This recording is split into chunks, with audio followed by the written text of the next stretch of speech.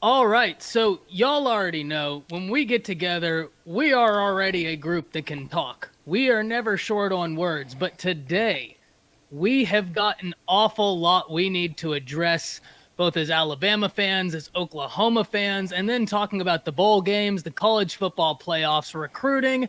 Y'all are in for an absolutely packed show. I have Chris Griffin and Jance Sports with me. Indy Sooner will be joining us shortly. But Chris, Jance, how are y'all today? Hey man, I'm doing great, man. It's a beautiful day. A lot of people will say, Chris, you should be feeling kind of bad right now, but hey, it's okay. Just be patient. Like, like, like my guy, Aaron Rodgers once said, RELAX. Relax. Okay, relax. But Jess, how are you doing today? I'm chilling, man. I'm chilling over here, man. Getting ready for this national championship, man. You already know, Ty. You already know what this is. Busiest weekend, especially for guys like us. We definitely got to get prepared for this. But yeah, we got the national championship. See what happens. See if we can get that repeat. Yeah, and I got to watch that Alabama Cincinnati game. I rewatched a bit of it today. I got to completely rewatch it again tomorrow. But I don't think there's much that's surprising in that game. I really Mm. want to rewatch that Michigan Georgia game. I don't feel like Michigan tried Georgia in the most conducive ways to success, but that's why I need to rewatch that game to see what's really happening there. But as Isaiah says, we'll start it off with some coaching hires. We'll kind of prolong the transfer talk until Indy gets here. Chris, well, let us know what you're thinking about the coaching hires, right? Because today, Hey, y'all have been in the headlines for Todd Bates and Jay Valai. Now, bro, Todd Bates, what a hire. I It's a really I good hire. I'm so excited because the defensive side of the ball is going to benefit tremendously from his coaching, from his experience, all of that. Do you realize that? Um, I say most, if not all. I forgot the tweet that had the stat in there, but most, if not all, D linemen that have played under his tutelage have at least made an all conference team. Yeah, I mean, he has a very impressive resume coaching at Clemson. Very yeah, impressive. Very it's impressive. it's to the point where, as an OU fan, I have to kind of halt some of the enthusiasm and some of the excitement because I don't want to sound like a Texas fan getting a Bo Davis and all those characters from Alabama thinking like, oh, well, we may have Texas on the front of our back, but we got Alabama on the back. You get what I'm saying? So, Yeah, yeah, yeah. so my whole thing with that is just I don't want to sound like a Texas fan and get all happy about somebody else's coaches and everything else. But at the same time, I'm really excited just because I know where we came from to what we potentially could have been under the whole Speed D era, and now it just seems like things are. He's putting together a hell of a staff. And then to throw in Jay Valai, like you said, man, that's another big pickup as well. Contrary to your belief as far as the recruiting and all the rest of that stuff, I don't know. What's one man's trash, as you would call it now, Ty, is another man's treasure. And I believe OU is going to benefit tremendously from both coaches, especially Bates. And the thing about Bates, you got to remember as well. My uncle, he pointed this out to me. Bates is not only was not only one of the D line coach at Clemson, but he was also their recruiting coordinator. Yeah. So he's going to be able to he's going to bring so many different wrinkles to the fold at OU, and it's going to pay dividends. And I think the recruiting is only going to go up from here. You see what we've been able to do with this class to kind of salvage it. So I think the 23 class is going to be just as good. Maybe not as good with all of the amount of 5 stars you would have potentially got under Lincoln Riley, but at the same time, man, like the sky is the limit, and the defensive recruits are about to. I feel like they're about to pour into to Norton. Yeah, I agree. Jance, what are you thinking about the Bates hire? That's a phenomenal hire, man. If you look again, you look at the players that were developed under him. You look at guys like like Wilkins. You look at guys like Farrell. the oh God, Clint Farrell going to the Oakland Raiders. I'm sorry, the Las Vegas Raiders with the fifth overall pick. I mean, just countless. Shaq Lawson, that's another good example. I mean, they've produced countless amounts of NFL draft prospects, especially first round picks. That's the thing that I think Oklahoma fans should be excited about is the amount of first round picks that they were able to produce. Again, his recruiting is pretty good for the most part. I mean, getting Sean Murphy and Brian Bresee, that definitely helps in that aspect, and that definitely should get a lot of Oklahoma fans excited when it comes to that. I think just the most important part is just the development process. I think the chemistry, though, also between Brent Venables and Todd Bates is there. Those guys have been coaching together for a very, very long time. They understand each other, and I think that's different from a Texas when again with Steve Sarkisian with his hires is that there weren't really a lot of continuity there with a lot of their coaching aspects, especially on the defensive side of the ball. I think with Brent Venables, you're really starting to see he's picking up guys for the most part that he already has that continuity, has that chemistry with. And I definitely feel like it's going to benefit Oklahoma in the long run because this is preparation for the SEC. This is not for the now. This is preparation for the SEC, and I think he's doing a great job preparing them so far. Go ahead, Chris. Go ahead. I was just gonna say, man, it's a hell of a move. It was something that you thought was totally unrealistic from the jump because, you thought that you would have saw, a bunch of the guys who left Clemson to come to OU, because it just hasn't been coaches. It's been all throughout their football program. Honestly, you're looking at it saying you thought that a guy like Bates would have moved as soon as Venables moved because he stayed, all the way up until a few like maybe a week or so after their bowl game. You get what I'm saying? So it was something that you didn't see happening, but it's another big move. It's another move in the right direction. I feel like this second recruiting class, some of those guys, some of those diamonds in the rough that you may have overlooked or whatnot. Maybe not some of the bigger names. Maybe you can get in there with Godly. I'm always mispronounce his name. I'm talking about Abor, I think. Yeah, Amari. Abor. Yeah. If you good can, kid. I know he committed to Ohio State, but at the same time, this gives you a chance. He's still going to take 2 visits. I think Texas A&M and I think Texas A&M. Real good kid too, man. I forgot the other schools that were on his list, but maybe this gets you in the door to possibly have a conversation, just get a late official. But man, I'm just really excited about it, about the progression that I'm seeing already. And we haven't even played. They haven't even snapped the ball yet for this upcoming season. You know what I'm saying? So I'm really excited. So here's what I want to address, right? I'm going to start with Todd Bates because I couldn't agree more with both of your assessments. I think it's a phenomenal hire. Jance, in the video I made today, I was actually talking about how the continuity with Brent Venables is bringing into this staff. By the way, Texas Homer, everybody, makes such high quality college football content, very documentary style, very, very thought out. If you're not subscribed to his YouTube channel, you really are doing yourself a disservice. I mean, it doesn't matter who you go for. The content he puts out is second to none, absolutely worth your time. Anytime he uploads, you can bet I'm stopping what I'm doing and watching it. So go check that out. But to continue that line, I talked today about the continuity that Brent Venables was putting together, and I thought that was really intriguing. The interesting thing, Chris, to your point, is Todd Bates not only coached at Clemson, he also coached at Jacksonville State in Alabama. He played for the Alabama Crimson Tide, and if I'm not mistaken, he was an assistant coach. That'll be $9.95. He was an assistant coach at a high school in Alabama. So he understands the SEC and how to recruit it very well. And I think that highlights both of your points as to what they are going to do or what they look to do. Furthermore, I think if you look at the class of 2023, and I'm not saying it's going to translate instantly, it's going to be very hard to recruit Alabama against Nick Saban and Freddie Roach because the state of Alabama is loaded on the defensive line in 2023. I mean, scary loaded with talented dudes. And there's going to be a whole lot going on there. Todd Bates, while I'm not guaranteeing is going to give you anybody, I am saying it's helping your chances, and there is no ifs, ands, or buts about it. Well, that's the beauty of the situation as well, because these guys are known, these guys are validated, these guys are great developers of these young athletes. I mean, look at some of the names that he's put out there when they first got to Clemson, that first national championship, it wasn't like they had 5 stars across their defensive line. Some of those guys were low 4 stars, 3-star type of guys that they developed into those first round draft picks, those second round draft picks, those third day type of guys. So I mean, it's not like they can't pick a kid that they like that maybe somebody else is saying, oh no, we'll go after this big name, this 5-star kid. Very true. And okay, we go and get a 4-star, we go get a 3-star. Well, we're getting that 3-star kid because we think that he has the potential to be something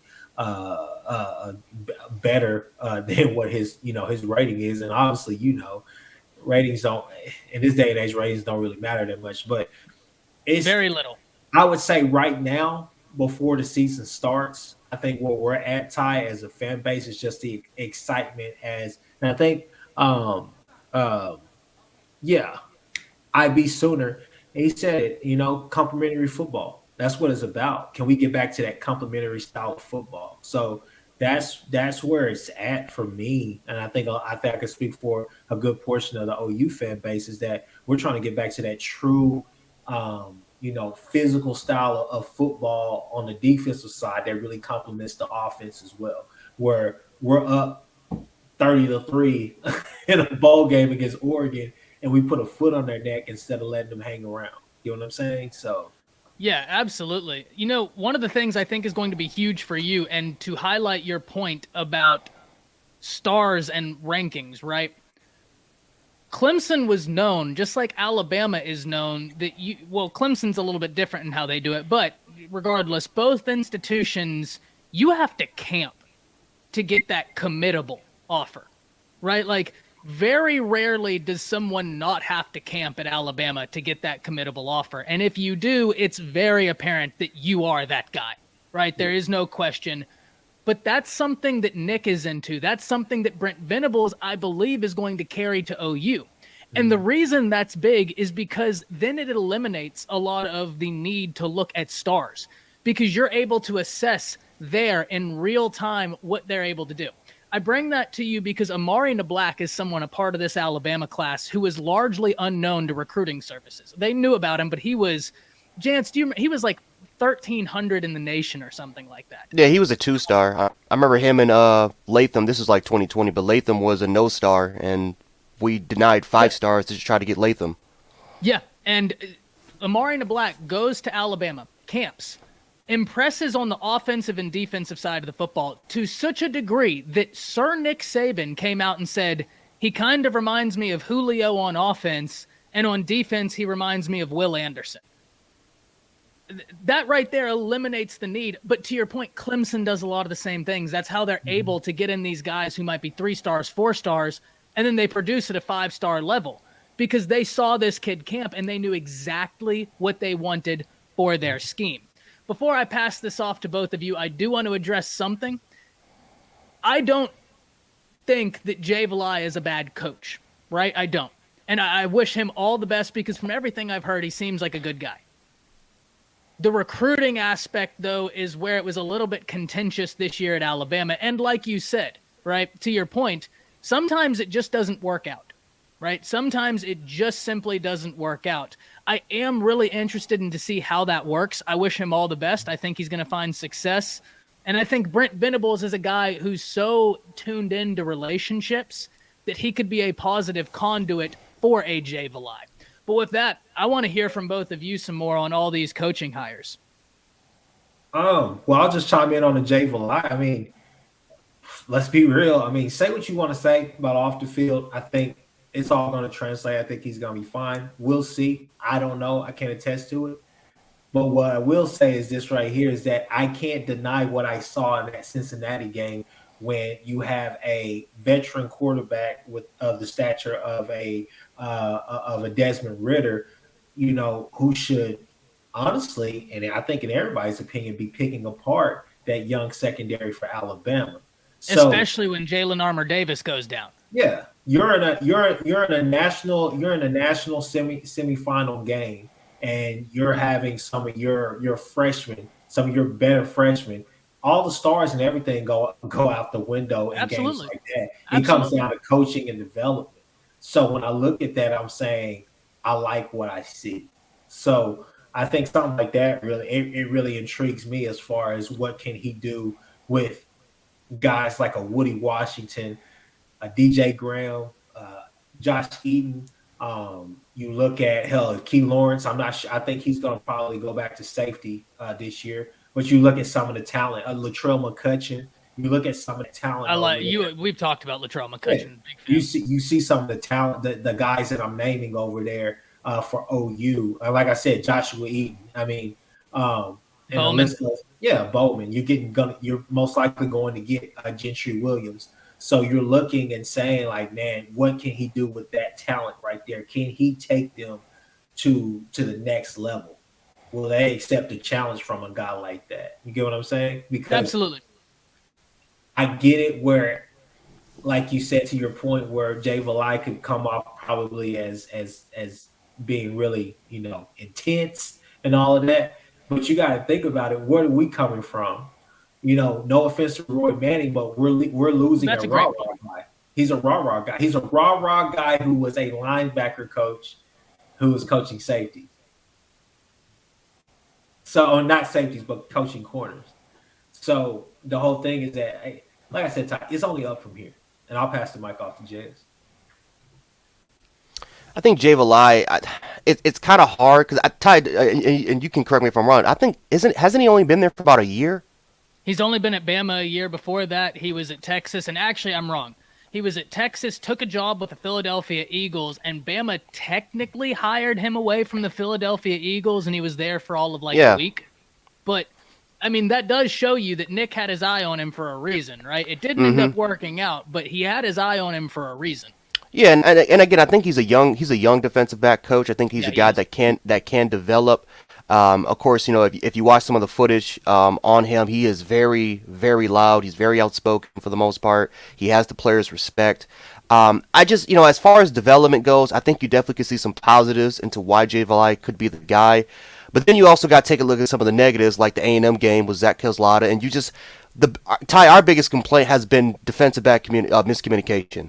I mean, it was a mess for the first 9-10 games of the year, and as much as we kind of got on Golden for that, I think Jay Valai definitely deserves a little bit of the blame for that as well, because you're the defensive back coach. Nick Saban definitely plays a part of that. So it was a struggle there. But you also saw the last 3 games where the defensive backs started to get a little bit more comfortable. Now, is that because of Jay Valai and his development, or is that because Pete Golding kind of simplified the defense there? So I think there's some. Or is it because Nick Saban is Nick Saban? Or Nick Saban is Nick Saban? Yeah, I'm. That is like to answer. Yeah, but yeah. Hey, just let me chime in real quick. Neither one of you guys can mention Pete Golding's name until you apologize. No, and you know what? In fairness, I do. I do. I apologize. I was thinking about that the other day, Chris. You heard it here first. I said after the national championship. After the national championship. I'm not saying that some of my complaints weren't warranted. I'll take those to the grave. What I will say is over the past month and a half, I have been hyper impressed with Pete Golding, right? Because I have too. When we're talking about recruiting, we didn't recruit the defensive back position the way we would have liked to, right? We got Earl Little Jr., amazing. Fegan's amazing. And we ended up getting a really strong class. But at the forefront was Denver Harris, Damani Jackson, guys such as that. And KD, what I will say is, I don't know if that relationship was as strong as people believe. And I'm just going to leave it at that and not touch that again. That's all I'm going to say, but I think, that's it. That's it. But what I will say is we had to go get Ricks, right? But who wouldn't? Who wouldn't get Ricks? And Pete Golding played a huge role in that. So in fairness, he has been very impressive through the past month and a half. So I will say that and pass that back to y'all. I mean, you guys did 2 things in that Cincinnati game. You basically neutralized their offense. You said, no, we're not even going to mess. Excuse me. Let's go defense. Let's go on the defense side of the ball first. You basically told them, no, we're not going to throw at your corners. We really don't care how good they are. We're just going to run the ball and be more physical than you. But when we do throw, we're going to give you problems because you guys don't know what the hell we're going to do out of these bunch formations. I mean, it was just underneath, maybe pop one.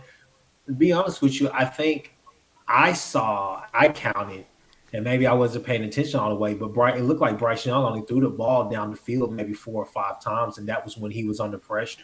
We Yeah. took exactly what the defense gave us. Yeah. And we'll talk about this here in a little bit, but continue because I think this Yeah. is a perfect segue. So that's what I'm saying. So like on that side of the ball, it was just, hey, we're gonna do bunch formations. We'll line you up, but we're gonna run it. We'll go forward wide. It just was, hey, this is what we're gonna do. Show us what you're gonna do, and we'll counter that. And then on the defensive side of the ball for you guys, um, you guys neutralized that tight end. Their run game was not there, and when Ritter just really didn't have too many options down the field. Those guys could not create separation. So it wasn't like there was a lot happening. And even when they were able to drive the ball, they couldn't finish the drive with any field goals or anything like that. So it just felt like at some point they ran out of gas, and they just didn't have enough horses to compete with you guys. So Exactly. yeah. Well, I think that gets us talking about that playoff game. And here's what I will say, because I've seen some people say, oh, well, Bama only beat Cincy by this much. See, that proves. If you watched the game, you realized that Bama looked at Cincinnati's defense and said, if you're going to be in a 3-3-5, we're just going to run underneath all night long until we get you out of this. They were perfectly happy with us running the ball on them, so why do anything different? It didn't make any sense. I was so pleasantly surprised at the game plan by Alabama, keeping it simple but keeping it true. It was awesome to see. Jance, I can't wait to hear from you on this. Well, Bill O'Brien did something that my Buffalo Bills failed to do for 16 weeks. That's kind of the first thing I have to kind of get out there. But no, Bill O'Brien did a phenomenal job with the game plan situation. There were a couple drives where I'm like, dude, please run the ball. You don't need to throw it 3 times in a row here. Just run the ball. We're at the red zone. Just please. But no, we out-physicaled Cincinnati. I mean, we pretty much showed in this game why talent matters, why 4 and 5 starts actually matter in this game. Their secondary is really good. Like, we got to give some credit. They have the best cornerback tandem in the country with Kobe Bryant and Mott Sauce Gardner. Cook is a phenomenal safety. That kid's going to be playing in safeties. Pace is a great nickelback. But for the most part, we knew what they were going to do. We knew that for the most part they were going to have 5 defensive backs. We all knew that it's a zone scheme. They can play man, but there's a zone scheme. They can leave some of their guys in the island if they want to. It just did not make any sense for us to throw the ball. Too. Oh yeah, really with Beavers. Yeah, Beavers is, oh god, really really good players. But so I mean, we knew what they were going to do. We knew that this secondary was really good. We knew that their front 7 can play really well.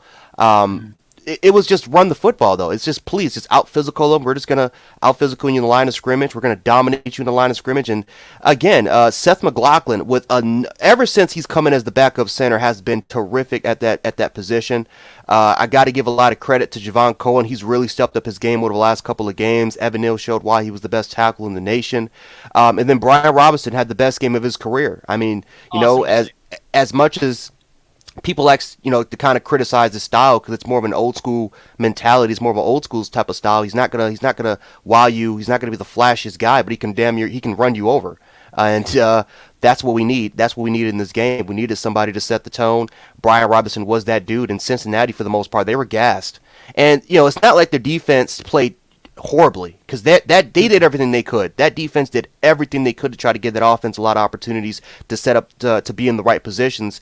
But at the end of the day, when you go against the University of Alabama and you give us the time of possession that they did, you're not winning that game. Jance is right. I mean, you guys kind of did have a messy pocket. That front 7, well, I won't say the front 7, but that D line for Cincinnati is really athletic. And Sanders is a hell of a player, man. Yeah. Sanders owned Owens. Once they say, you know what, we're not going to jump this count, that's whenever they kind of buckled in, and that's whenever you saw some of the stalls.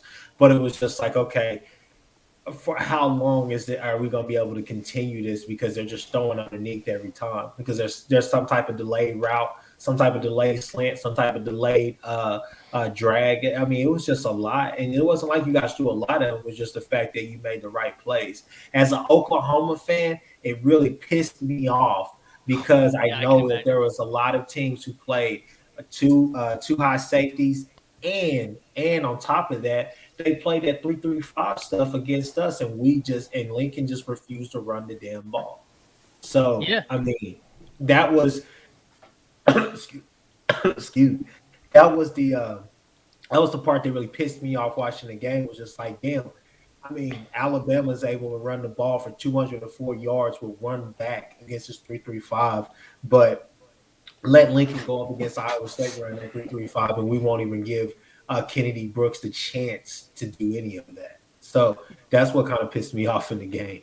And before I move us on, Indy, great for you to join us. Everybody, if you haven't subscribed to his channel, absolutely a must for the Oklahoma content. Great content creator, up and coming. He's about to take over this scene. Y'all just wait and watch. But before we pass it over to the next subject, what I want to say as an Alabama fan, Chris, to your point, I love that we got out of that game showing absolutely nothing offensively to Georgia. Granted, we've played Georgia before, but we didn't have to go into our bag of tricks. We said inside zone, inside zone, inside zone, and touchdown. It was awesome to go into this Georgia game without even having to stress into your bag of tricks. I think it keeps Alabama in a really good position. I'm looking forward to that. We are going to highlight that plus the other playoff and bowl games. But now that we're all here, we got to talk about the big news that came out today, and that is revolving Caleb Williams. I have some questions about NIL, and to kick this off, Isaiah asked a question saying, do we think we're on the cusp of a new era? Isaiah, we're here. The cusp of it was when they were discussing all of this. It's here. NIL has its positives. It has its negatives. We're going to talk about it all. But first and foremost, Indy, I want to hear from you, and then Chris about this Caleb Williams situation, and then Jance and I will sprinkle in our opinions from the outside looking in. What are you thinking right now, man? Because both of you are very well connected to the program and individuals around the program. Yeah, I mean, I think if you paid attention and and I'm sure Chris knows too, obviously, he was on my show last Wednesday, but we talked about this being a possibility of him going in the portal. I think most of us knew that. And so we even said, on the show last week, we don't need to freak out, which some of OU fans are on Twitter, but some definitely are. And some of them are, being respectful. I mean, at this point for me, it's 50-50. I think he could come back. But I definitely think that, the fact that he's in the portal at all means that he thinks there may be something he could look at better, which in my opinion, I don't know if there's a better situation that he could go to right now, at least like where he would be guaranteed the starting quarterback spot, in my opinion. So, I mean, we'll see what happens. I obviously you never want to lose a quarterback and a talent like Caleb Williams. So don't hear me say that. But also hear me say, like, we are the University of Oklahoma. We've had good quarterbacks before Caleb. We've had good quarterbacks before Lincoln. And with Jeff Levy being our offensive coordinator, that's not going to change. And so will it be a quarterback as good as Caleb this next year if he's not back? No. But will be a quarterback, I think, that is good enough to get us to where we need to go, especially in Brent Venables' first year. I think so. I won't name names or anything like that, but just know that there's a lot of people that want to play for Oklahoma. So I hope Caleb comes back. I think that's still a possibility for sure, but we just don't know right now. Okay, so a couple of things I got to get off my chest. Okay, to all the Texas fans out there, Nick, with Nino's Corner, shout out to him. Steven, Fanatic Respected, shout out to him. All the Texas fans, please, first off, kiss my ass. Second off, I just need to tell you guys, I already texted you this on December 30th. I have a timestamp. I got ahead of it all time. I texted him and I said, hey, Brandon Drum just said that he's going to enter the portal. So when this comes out, Please don't say anything. You've already heard it, okay? Yeah. It's expected. I've heard fake rumors about maybe he's told some people that he's going to come back. I've heard rumors that he's going to leave. We don't know what this kid is going to do. Give him his room. In my opinion right now, I just don't know why we're sitting here panicking about this situation. The coach that he wanted to play for left, okay? It's natural for him to want to go and explore his options. That's what any kid would do in any of these situations. However, the problem is that we have Lincoln who left the way he did, and now the spotlight has been on OU for X amount of time, and now it's back on us again, and people think, okay, well, this kid's going to leave.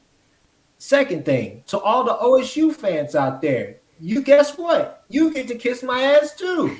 I had to tell one of my best friends, I had to tell him, you are not allowed in my house until OSU wins another Big 12 championship. Do not come to my house. You're not welcome here. You or your wife. And I'm the reason why they got married.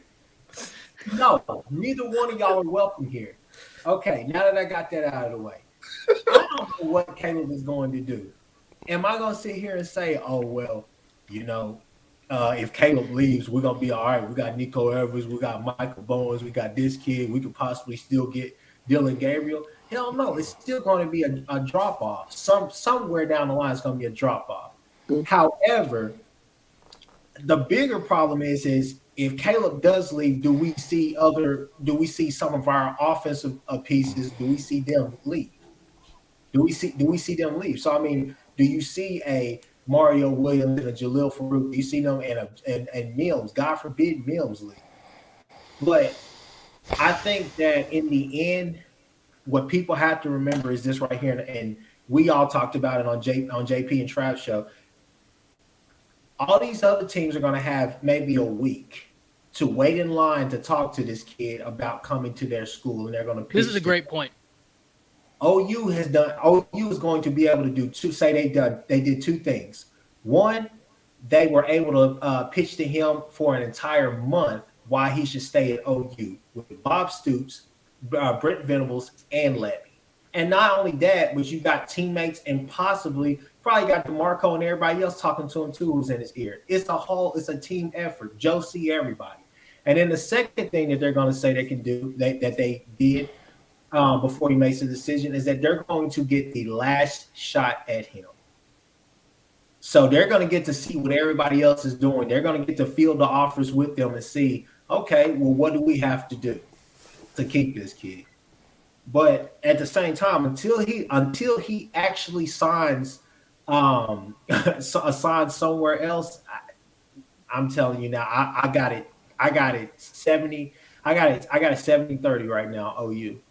So I still think he stays because I think the stage is just too big. And we all got to remember this too. This is the same kid. Caleb Williams is the same kid who on his on the day that he committed to OU on CBS Sports or whatnot, he had a whole theatrical display of fireworks and everything else.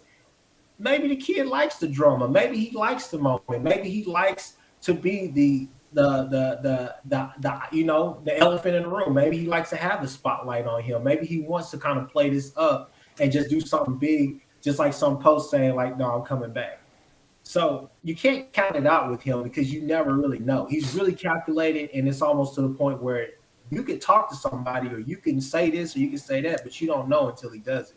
So all I can say is, like I said before when we started this, just relax.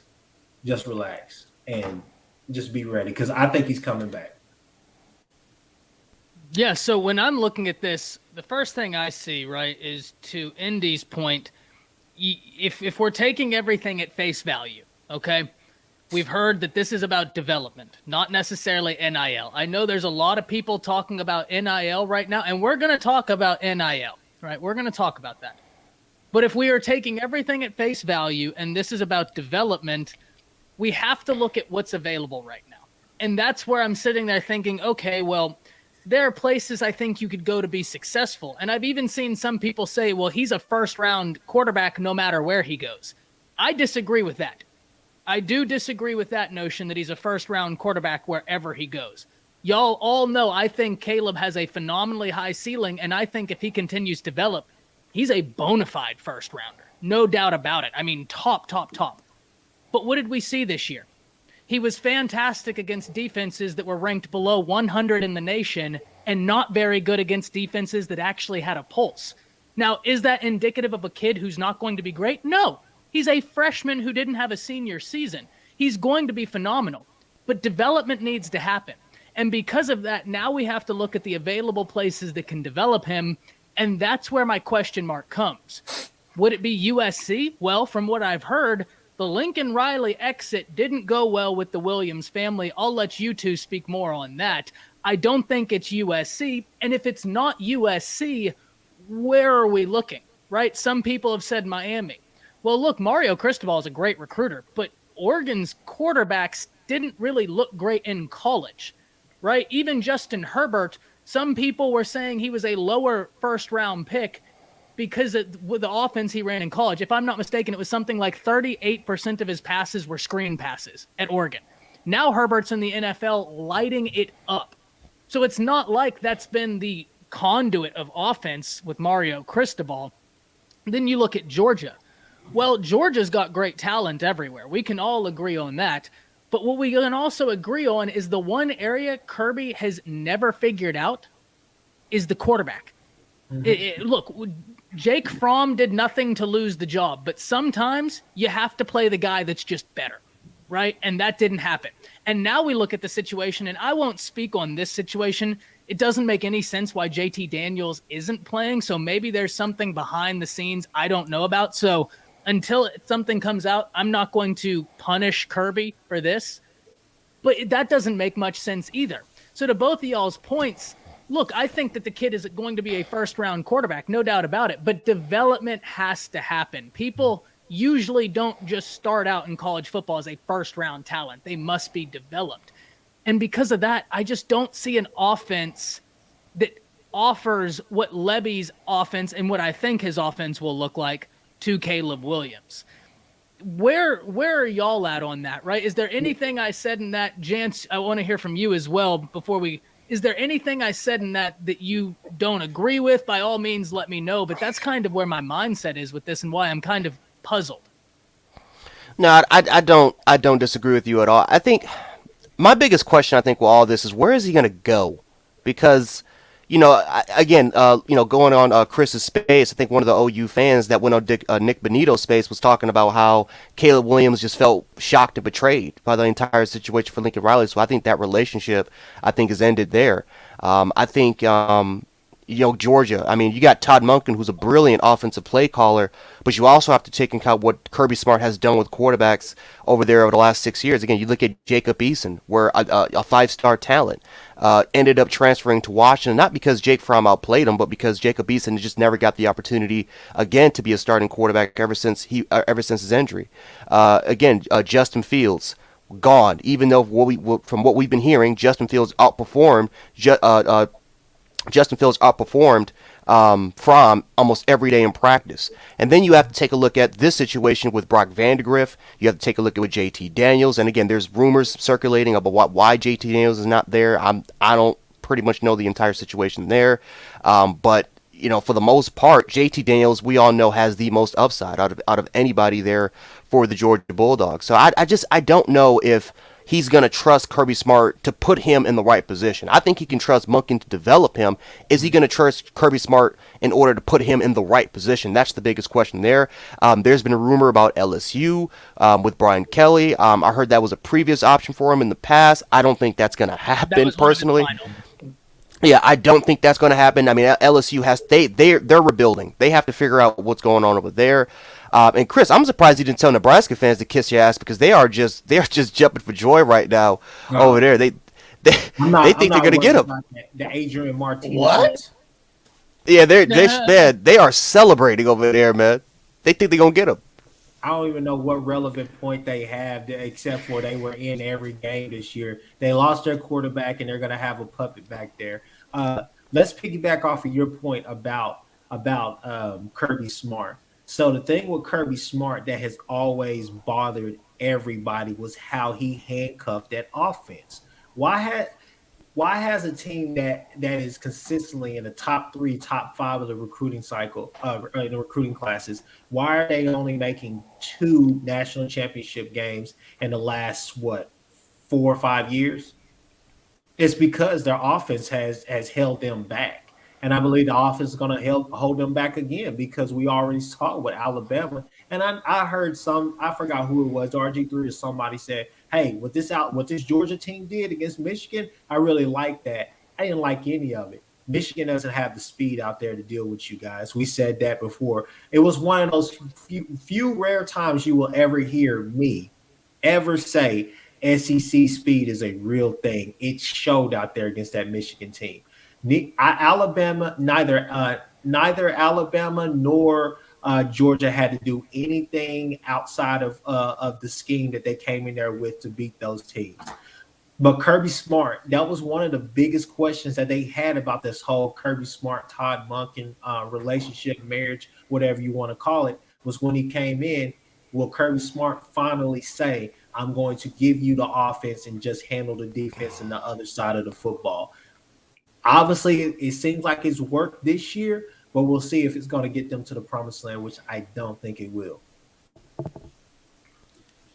Yeah. Yeah, no, just to continue to reiterate you guys' points, I'm not sure why he would feel like, and this is why I think a lot of people think he can come back, and why I'm sure Chris is 70-30, just like a lot of people are. When he steps back and looks at the landscape, where is he going to go? Nebraska fans, I don't know why you think you're going to get him. Like, who has Scott Frost? I know you got old dude Whipple or whatever from Pitt, but like he got one quarterback, Kenny Pickett. Okay, like that's a very small sample size. And who's Nebraska have that you could throw to? Right. So that one. The only reason he even looked at LSU was because of Joe Brady, and that's why Miami's been a hot topic, because apparently Joe Brady is still. I know that was a rumor of like a month and a half ago, but I guess that's still apparently rumored that Joe Brady could be going to Miami. So Miami has been also a hot topic, which I could see that changes happening, things a little bit. Absolutely. You know, but even to be honest, can I be honest with y'all? I'm not really sold on Joe Brady, because what did he do besides the 1 year with Joe Burrow, where they had all those receivers? You feel me? Like he had the 1 year with Joe Burrow, and that was it. It was a flash in the pan. I'm not saying he couldn't do it again. Don't hear me. I'm just saying, like, it's not been consistent. Like, he went to LSU from New Orleans, where he was on the staff, but it's not like he had a large role there. He was with Sean Payton, and then he went to the Carolina Panthers and got fired. So again, I still wouldn't be like, oh, I'm going to tie myself to Joe Brady necessarily. That's just me. But I can see why Caleb would want to do that. And if I may, I do have a little bit of an inside nugget from Ohio State, right, regarding Joe Burrow. A family friend of ours, his brother coached at Ohio State. What I was told is the year where Burrow ended up transferring, he was winning the quarterback battle until he got hurt. And then Haskins ended up winning it. And Haskins had a phenomenal season with Ohio State. They're not complaining at all. What a fun player to watch in college. My goodness. But just to point out, Joe Burrow was really turning heads at Ohio State. I'm sorry to interrupt. I just wanted to because it helps your point. Yeah, no, and that's all I have to say about it, right? Is just that, I don't know who Brian Kelly has down there anyway. And Brian Kelly's never had good quarterbacks at Notre Dame either. So when you look at it, and RJ Young said, I think his video was talking about Ole Miss, LSU, Nebraska, and I think he had Miami on there. I mean, if you want to say Lane Kiffin, I guess that's not, a terrible idea. That makes the most sense. I can see that, but again, you're not going to get as much talent at Ole Miss as you would have at Oklahoma. Like, I'm sorry, that's just not happening. And last 2 years, the Ole Miss offense was essentially led by Jeff Levy, who is now at Oklahoma. So again, when you look at the whole landscape of things, and just holistically, and I'll stop talking here in a second. No, please. What Oklahoma is doing? Like, did y'all see the hires we made today? Like, Todd Bates is that dude. You know what I Yeah, mean? Like love the Todd Bates like hire. we're Awesome. building a monster specifically on defense, but we also obviously have competent offensive coaches as well. Levy, Beatonbow still there. Murray, Kel Gundy's going to be a receivers coach, where he's world renowned. So we're as best positioned as anybody he could go to, in my opinion, or other than Ohio State, Alabama, or maybe Georgia. But again, we talked. Georgia has, I mean, JT could still be there, and they still have Brock.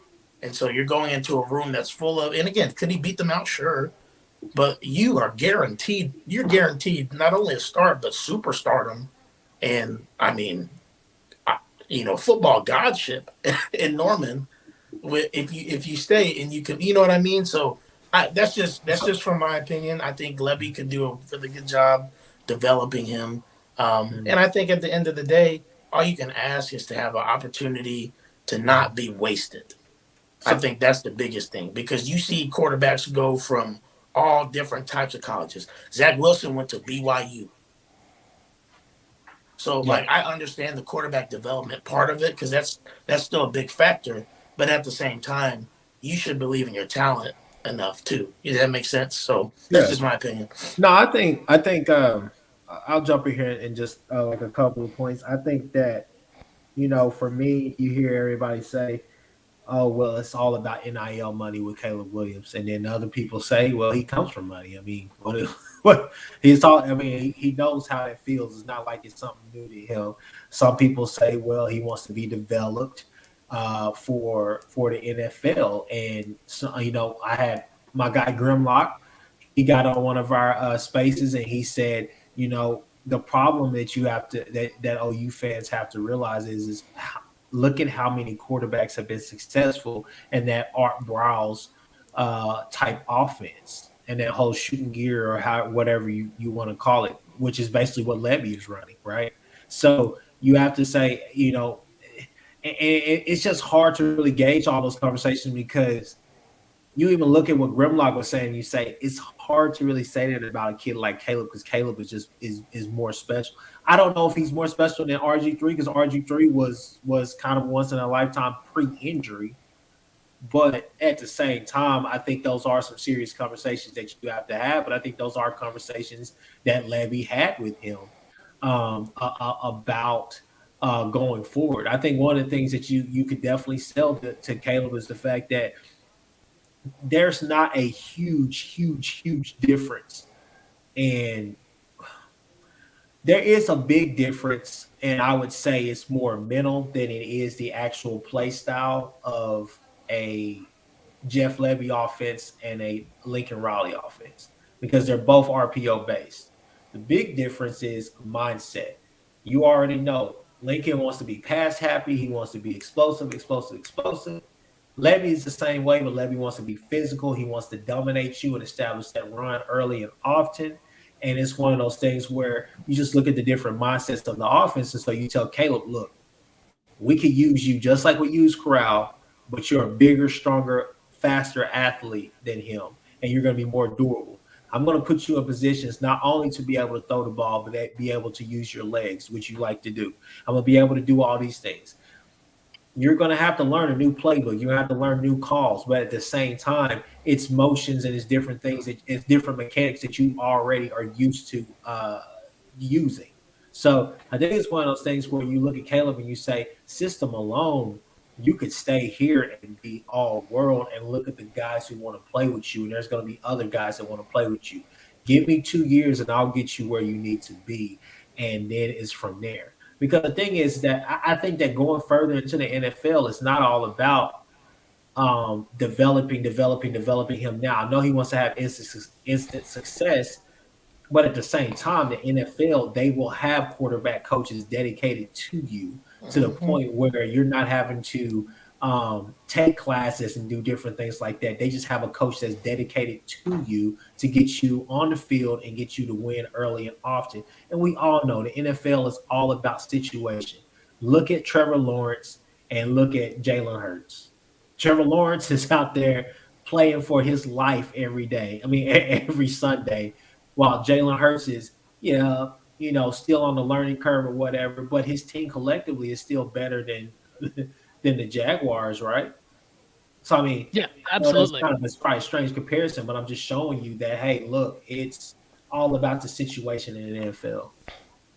Well, one thing I'll say, because Daniel is saying we're kind of skirting over USC, but Daniel, when we opened it up talking about where he could go, USC was one of the first teams we named, saying, and Chris said it, that it would only make sense if he went with Lincoln Riley because Lincoln Riley recruited him. So we're certainly not skirting over USC. I think USC is in it. I think USC is actually is a faint. Nothing's going to stop Lincoln from calling him, texting him, trying to smooth things over with his dad. Nothing's going to stop him from trying to have a conversation. Would he take a visit out there? I wouldn't be surprised. What's up, JP? I don't. What does he mean when he says Levy hasn't proved anything? Like, I'm not sure about that. I think he Like, means the general youth of Levy. He doesn't have the resume in terms of years, right? That's what I think, because some people could, yeah, no worries. Hey, we got a lot of people talking. It's very easy to miss things. I do it all the time. But yeah, I do agree that Lincoln Riley would make sense. But the only thing I can think to that, and Daniel, by all means, comment it down below. What I think he's saying is just that he doesn't have the years of experience. But in fairness, I don't think that discounts how good he is, because I think when you look at his coaching tree, he's got the Bryles experience, which is already a very vaunted offense. People are looking for people in that tree. And now you add in Lane Kiffin on top of that, right? And to both of your points, all of your points, if it's not USC, the only other area that makes sense is Lane Kiffin and Ole Miss, because Lane is phenomenal with quarterbacks. And Daniel said Ole Miss got killed against Baylor. But yeah, Baylor's a top defense and their quarterback went down very early. But we're There's also no talking slouch. about a one game. And sorry to cut you off, Ty. No, we're no, talking by about all one means, game please. sample size. Like, No, for sure, for sure. Levy had better statistical offense. offenses than Lincoln Riley the last 2 years Yeah. in the SEC with less talent. So, like, you can say he hasn't proved anything, but that's not statistically factual. He put up I know 49 everybody against wanted to Alabama. watch the Sugar Bowl and make it feel like, oh, like if the offense doesn't do anything, then we can just write off Levy. But Matt Corral got hurt in the first quarter, and JP, Baylor's really good too. So, like, Don't explain even need to yourself look to at it. He's probably a sample size. Texas fan. No, he's a USC fan. He's a USC fan, but it's all love. Exactly, But exactly. here's what I'll say. We don't even need to look at sample size. A quarterback that was one of the top in the nation got hurt against a top defense.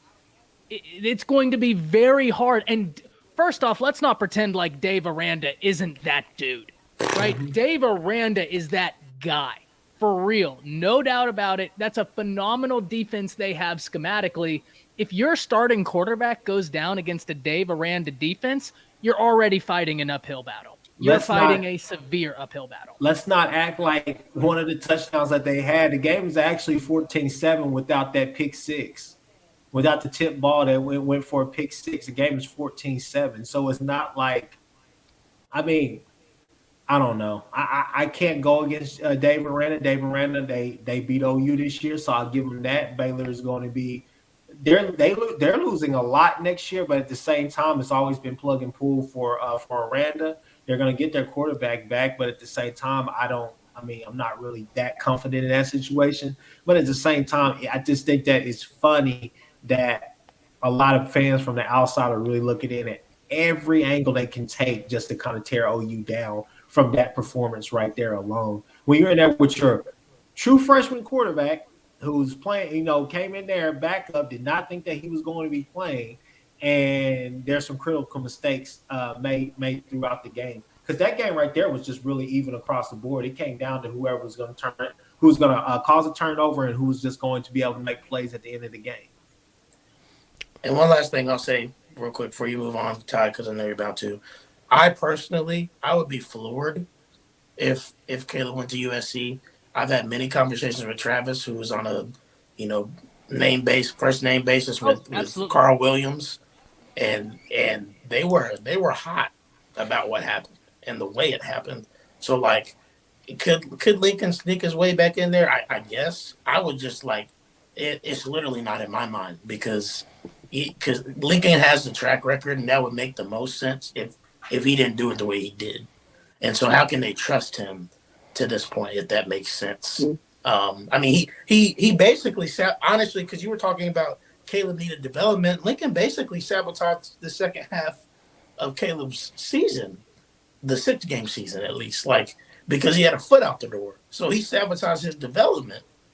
So how can you put trust in a guy? And I get he left. Like you can say, okay, I can trust him again because he's not going to leave USC if that's what you think. But how can you trust a guy that put his own interest above coaching his quarterback? Because that's what happened. Jance, what's your thoughts on the situation? Well, I think and I'll just say this about Levy real quick. He put up 49 against Alabama. I mean, he's one of the best offensive minds in college football. But it's just I just have to go back to Caleb. I just don't know where is he gonna go. It's like I know I keep going back to that point, but it's like I don't see. I mean, USC is probably the only logical place, but I'm telling you, man, when you commit to somebody and they just leave you without even talking to you, without like discussing matters, like the way that Nick Benito described how he left was probably one of the most disrespectful things anybody can possibly do. And I don't know if Caleb Williams wants to go through that process. Now, again, it's a business. It's a business first. But at the same time, there's that trust factor also does play a huge factor. And for me personally, I think with Oklahoma, given the amount of time that coaching staff can talk with him, that they could that Levy can talk to Caleb Williams, talk about the process and the system that he's going to have in place and how he can be developed. And I also guarantee you that he's going to talk about Matt Corral. He's going to talk about what Matt Corral was when he came in, how Matt Corral developed over that 2-3 year period with Levy there. Because Matt Corral, as good as a player that he is, and he's a projected first-round pick, he didn't come in there as a 3-year or as a 5-star athlete. He came in there as a 3-star, as a late 3-star kid that ended up playing with the personnel that he had. And Ole Miss does not have the best personnel in the world. They're probably one of the least talented teams in the SEC, yet you saw the way how dominant in a way they were offensively the last couple of years. So I definitely believe that Caleb Williams will stay at the University of Oklahoma. Is it a big possibility that he goes somewhere else? Yes, I think that it is a possibility, but at the same time, it just doesn't make any sense for me that it just doesn't make any sense for me that I think he leaves at this particular time to go to a Nebraska, LSU, or potentially a Georgia. Now, with this, I think it's a perfect segue because someone asked a question. I can't see it right now, but I do remember it. They said that they want people at OU that want to be at OU, and because of that, they don't care if Caleb goes or stays. Here's what I will say, because I want to get us into some transfer portal talk. I want to get us into some NIL talk. Here's what I'll say. Not all situations are created equal, and we have to understand that Caleb Williams is an individual who's trying to make the best decision for himself. The situation he was forced into is not one that is normal around college football. I understand coaches leave. We've talked about this. Coaches leave. That is not unique. It's the how. It's the how it happened. And because of that, I think we need to understand that this isn't someone who's just leaving. It was a situation that's incredibly unfortunate, and the young man's trying to do what's best for him. And so I do disagree with the notion of, like, we need people who want to be there. I don't doubt Caleb doesn't want to be there. He was recruiting for OU. But we also have to understand the difficult situation he's been put in. With that, there's a lot of talk about what the transfer portal is doing to college football and NIL. So specifically, I want to hear, one, about the transfer portal from y'all's just general views on the transfer portal, how you believe Brent Venables will utilize it. But two, what is Oklahoma doing in the NIL department? Because so many people are talking about NIL as it relates to Caleb Williams. Whoever wants to take that first, by all means, because I'm very interested in this. Yeah, I mean, on the transfer portal, I mean, we talked about it for a while. I think the transfer portal is a positive thing. I think that, the way it happened, and even with NIL, I think probably need to figure out some sort of way to regulate it. Otherwise, it is going to turn into kind of a college football free agency like we've seen. Now, again, the players should be allowed, because the coaches are, reasonably to look elsewhere for their best interest. I absolutely 100% believe that. But it's just, some players are going to take advantage of it, and I think that's kind of what it is at the end of the day. As far as what Oklahoma's doing with NIL, I mean, I I don't understand the notion that people think Oklahoma's not well suited to help players with NIL. Like, we're not Texas out here handing $50,000 checks to offensive linemen, but we don't Top need to 10 do that revenue because though. we have our own culture. Like, you know what I mean? So like, come here and we're gonna take care of you. That's what it is. Not like, we're gonna pitch this money to you and then we want you to come here. And that's why I think ultimately we've been as successful as we have since Joe C's been here, because that's the way he operates. That's the way Brent Venables is going to operate. Kobe McKenzie has talked about it plenty of times in the OU rumors and news space. Like, I mean, Texas, he still got Texas fans in their feelings 2 weeks later because he talked about how they came in there and all they talked about essentially was money. But OU talked about like, hey, we're actually going to care about you. We're going to develop you as a young man, get you to the league, which you make more money in the league anyway. But yeah, of course, we're going to give you opportunities because this is what college football is. And so you trust us with that. We're going to give you as many opportunities as you need. But more than that, we're going to set you up for future success, not just success in a pan right now. And so that's kind of what OU's approach has been. It doesn't surprise me that it's like that because that's how Joe C is, and again, that's how Brent Venables is. And I know he was not as gung ho on the transfer portal at first, but I think He's he embraced it. said himself he needs to find the right guys, the right fit. But that doesn't mean he won't use it. He's just not going to go after anybody, but he will use the transfer portal. So again, I think you've already seen us get a couple of guys. I think we'll get a couple more as well. Like I said, if Caleb ended up not coming back, I think one name I'll say to look out for is Dylan Gabriel. He hasn't enrolled at UCLA yet. So I'm just saying. And also, we all saw the tweet Casey Thompson did. I mean, I think we're all aware of that. Jance, did you see that in response? So, intriguing to say the least. We'll hit that in a little bit. Chris, I want to hear from you on this topic, and then Jance, I want you to talk to us about, from a national perspective, NIL and the transfer portal. So let me JP gave y'all the the grown man side of it, like the facts of it and everything, the respectable side. Let me tell you something. We invented this. We're the reason why the NCAA had to intervene. Okay, Coach Switzer, all the way back there in those days, we invented this. Okay, Marcus Dupree, does that ring a bell? Anyways, I just thought it'd be interesting to add that, but at the same time, you gotta look at it, man. This NIL thing. It's funny because of the state that we live in with the preconceptions and the all these different narratives that there are about Oklahoma. You act like Oklahoma ain't got no money. You act like we ain't got boosters at this program. You act like we ain't got people that just pouring love, sweat, tears, and money into this program. You act like we ain't got those type of fans who are out here tailgating all the time. You act like we ain't got people around here and more. Hell, go back to Rhett Bomar days. They were cutting checks to them anyways. Like, it's funny because a lot of people think that, you can't, you won't. I saw something today where Georgia's going to offer a kid $2 million and then OU is unwilling to match. Like, what the hell is going on here? We all know that there are SEC teams have SEC money, and that's blood money. That's money that goes back way before we were even thought of. So the whole thing is like JP said, it's the culture, man. We got culture, we got everything that you need. And the thing about it is that we got bling too. It's not the national championship bling that we really want, but at the same time, you look at a OSU who is loving this right now, a Texas who's loving this right now, a Nebraska who is loving this right now. All three of those teams are chasing relevance. They're chasing relevance. People act like, look at OSU. OSU had one man, God rest his soul. T. Boone Pickens was funding that entire program. It's T. Boone Pickens Stadium for a reason, people. So, I mean, all these narratives about the NIL and everything that OU doesn't have this money, doesn't have these and have these resources, that's just complete bullcrap. That was part of the laundry list whenever Venables took the job. So my whole thing is that these teams can offer him all this money, everything else, and that's what some of them are going to do. But at the end of the day, I feel like he's a ball guy. He's a guy who wants to go out there and ball. He's a guy who wants to say, I need to hear how you're going to develop me. I have money. I come from money.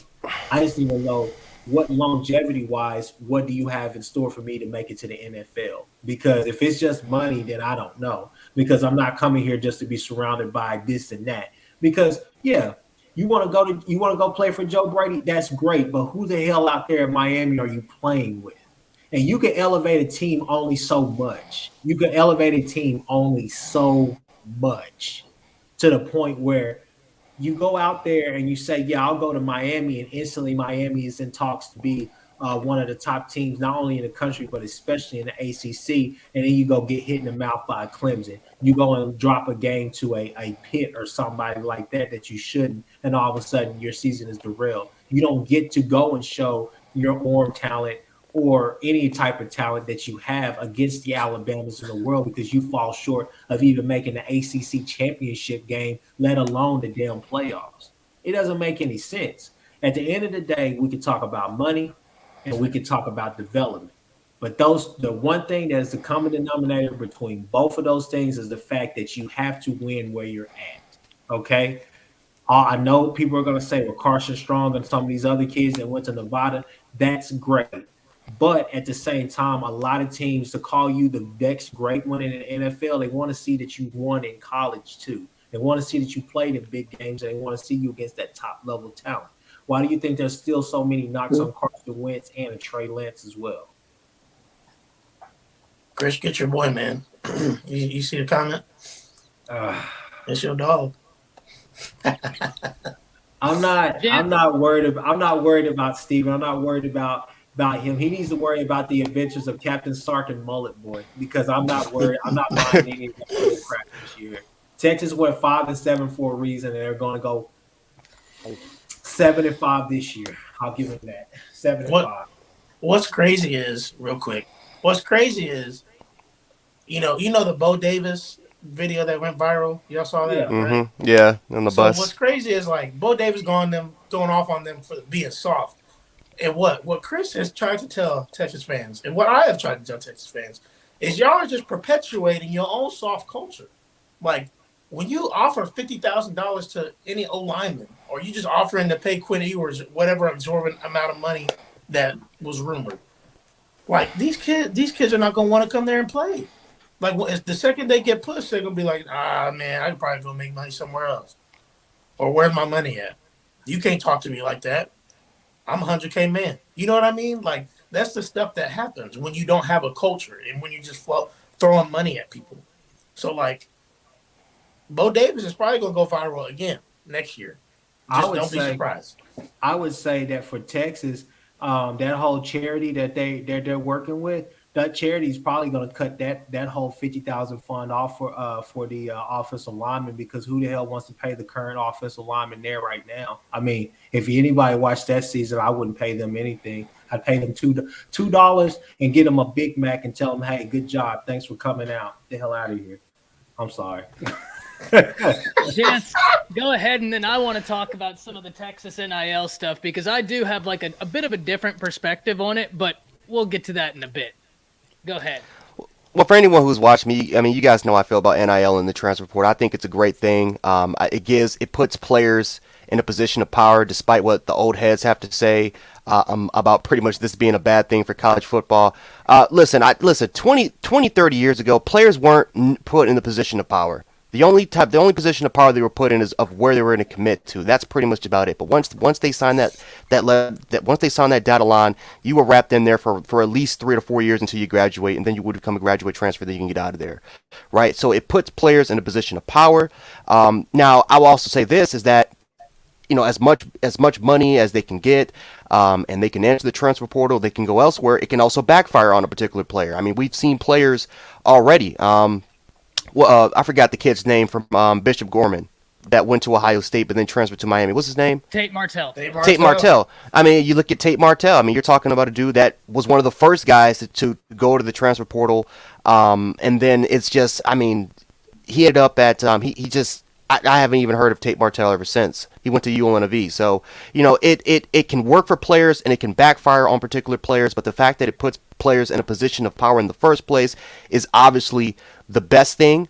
I think that it will help. It will also help programs. I mean, you see what A&M is doing. They got the greatest recruiting class in the history now. I think a huge reason for that is because of, and I mean, I could be wrong about it, but I think a huge reason for it is because of NIL money.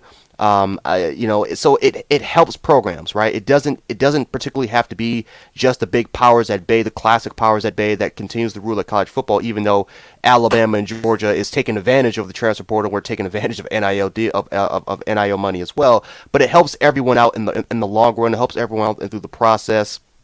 And certainly, again, you're just seeing teams. You're starting to see a lot more teams take advantage of it. And I think 2-3 years down the line, you're gonna start to hear less complaints about NIL contracts, and you're gonna start seeing a lot more people just take advantage of the situation. Yeah. So one of the things I'll say, and first off, if y'all don't subscribe to Fanatics Perspective, absolutely do so. Steven's a great dude, great content creator, and he's worth the time. And I know I've said that about a lot of people, but we got a great group of content creators that are all working together right now, and it's worth the time. Please go subscribe to his channel. He's constantly doing great content, whether it be on Texas, college football in general, or the Dallas Cowboys, often just knocking it out of the park. But I'm glad he's in there because Chris and I had this debate a long time ago as it pertained to Texas. And when we were talking about the expectations for the Texas Longhorns this season, I remember Chris saying you thought that it was playoffs and that Steven thought that it was conference championship. And I, who had been high on the Texas Longhorns and what they could do under Sark, knowing it's going to take years from where they are to where they need to go, it's going to take a long time. I disagreed with both of you. I thought that both of those were not realistic in any way, shape, or form because I didn't think it took a realistic look at the problems Texas had and the way they would be able to fix them in relation to the national stage. And because of that, I was surprised by parts of Texas this season, but a lot of what I said to you, Chris, in that live stream is exactly what happened. And I didn't think it was incredibly difficult to figure out when you looked at everything about it. I thought that if Texas made it to the Big 12 championship, and I thought there was an avenue, it would be less about what Texas was able to do and more about the Big 12 being down. Yeah. Right? Because we didn't know what Iowa State would do. And I said that in that video. If Texas makes it there, it's less about Texas, more about the Big 12 being down. However, here's what I will say. I still think that when you look at the Texas Longhorns, it's far too early for us to say what's going to happen because I was always of the belief this was not going to be an easy fix. Steven said something I loved in the comments. I'm going to try and find it. He said self-awareness is key when he was talking about what Texas is trying to do right now. And it's something Nino and I talked about on a live stream. And that's something I completely agree with. I think Texas is doing their best to address these problems, but it isn't going to be a quick fix. And anybody thinking it will be, I don't think that that's incredibly realistic. I think they're looking at the brand that is Texas. But I was right. Where was I wrong? This is not a self-esteem class. This is not a self-improvement lecture. Texas is what Texas has always been, trash. Okay? Don't talk about that trash program. Don't bring your streams down, bro. You're doing great and you want to sit there. We're talking football. We ain't talking about that. Texas is in a position where they have to look to see where they want to be. Okay, they get binoculars and they go up at top and they like to pick at other people's teams and everything. They're trash. Okay, they're hoping that they can get a UTEP wide receiver. They're hoping that they can get all these other kids to transfer in. And I'm like, how many kids can you guys take? You already took 27 in your class. I mean, well, it's super easy to manipulate those numbers when you talk about people transferring out, people leaving, gray shirts, blue shirts. I mean, that right there is a non-factor when you really get into the details. Though, they can't afford to lose anybody, Ty. They can't afford to lose anybody. What do you mean? They absolutely can. If your contention is that they have culture problems and that the roster right now isn't working, that it does not make sense when you say if they lose somebody, that's going to be a hit. If that's a part of the same issues you're upholding them to. They can't lose people because you got to think about it. How many of those 27 freshmen do you think are going to be able to make an impact? God forbid they go out there with an all freshman starting offensive line with Bijan Robinson behind there. Bijan Robinson won't make it to the second game of the season. Sure, but that's not the point right now. The point is about building something lasting, and it's not going to come in a day. And thinking it will is a fallacy. It's just not true. Very rarely have we seen a program be able to turn around the amount of problems Texas had quickly. And so I get it. It was a disappointing season, right? It was a disappointing season. But that's going to be something that needs to be fixed. And I think Homer's making the same point I'm making. They can afford to lose people if culture is wrong, because if those guys are leaving, it can help lend more room to a more positive culture. Now, that might not mean a college football playoff sooner, but it can help establish a good foundation. And that's what Texas needs right now, is a solid foundation. What I will say about the NIL portion as it pertains to Texas, I'm of the mindset that until rules are implemented stringently and litigation happens, this is the wild, wild west. Yeah. Get it while you can. And look, Nino made a great point. Nino made a great point about this. This could either be the best thing that happens to Texas, or it could contribute to the problems they've already had and exacerbate it. Yeah. That's something they're rolling the dice on. And I thought that was a sensational point because it's very true. But I am of the mindset that until litigation happens, until rules come about, capitalize while you can, because next year you might not be able to do some of the things that are happening in NIL due to NCAA regulation, litigation, state laws, who knows? So capitalize while you can. I think everybody should be modeling something after what Texas is doing. Not saying copy it. I'm saying that that's the new thing. Stagnation is the enemy of progression. You can't put the NCAA can put whatever rule out that they want to, but it's just going to be a Band-Aid, because there's no reason that they could say, oh, well, this team could only this team right here, this school can only give this kid $2 million and up to $2 million in NIL deals. What's to say that some booster just says, okay, well, if you want to do that, then I'll just go third party and just pay the kid $2 million, extra $2 million just to come here. You know what I'm saying? I mean, there's no real fix to it, because they're going to find loopholes in it. You can put all the laws. There's always loopholes. Yeah, they're going to be able to do that. But I think at the same time, and I hate to say that because you know that was my boy, but Spencer Rattler will forever be one of the faces of this whole NIL thing, because the thing is that, hey, you get paid to play and all the rest of that stuff, but you got to go out there and perform as well. All that stuff will be taken from you. You will get it. You will need to make sure that your agent or your lawyer is making sure that you have longevity, and the breadth of that contract and that deal is really long term until you make a decision, because the thing is that it could be here today and it could be gone tomorrow. That's barring injury as well. But at the same time, a lot of these kids got to understand, okay, it's cool. I go and get paid, get all the rest of this stuff. But you got to think about it, too. The NIL thing is going to take care of itself, because the more Spencer Rattlers that we have, the less companies will be to jump at kids like that to give them money. Because a lot of teams are going to start. I can see a lot of these companies start like just wait until the kid is actually the next big thing, instead of just giving him money right then and there. Like Quinn Ewers. Quinn Ewers hasn't taken 2 snaps. We don't really know what he is besides a South Lake quarterback with a mullet, and they already giving him. That is a glorious head of hair, though. Let's not fake like that isn't a glorious head of hair. Come on, I'll get you. What's your address, Chris? I'll get you one of those wigs and send it to you. In the next live stream we do, we can all come on here with one of those wigs. What do you say? That is a glorious head of hair. I'll wear it if Texas beats OU this upcoming season, and wins a Big 12 championship. I'll wear a Texas jersey and come on now. It's got to be blonde. We need a blonde mullet. Yeah, blonde mullet and some boots. Now, I mean, I like the point of kind of hot or cold. I mean, with this NIL thing, and I made a video on it on my YouTube channel this summer when the whole NIL thing came out. I said that Texas fans all think that just because they're in position, because they are, like, just they're the type of money that they have in that program, that they're in position to do the best in recruiting, and they're going to start winning all these national championships, which is what some of them said, not all of them. But I made a video on it, and in the video I said what you've been saying, Ty, that I think Sark could be positive for them, but they can't just expect him to get it done in 2, even maybe 3 years.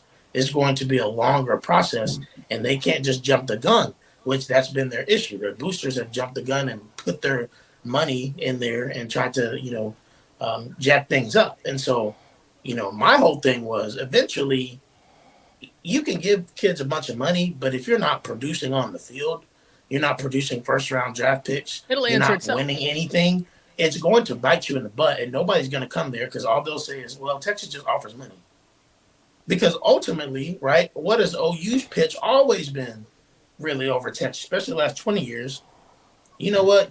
If you want to go to all that money over there that they have, that's fine. But we'll actually develop you here, and you'll actually get drafted and make more money, right?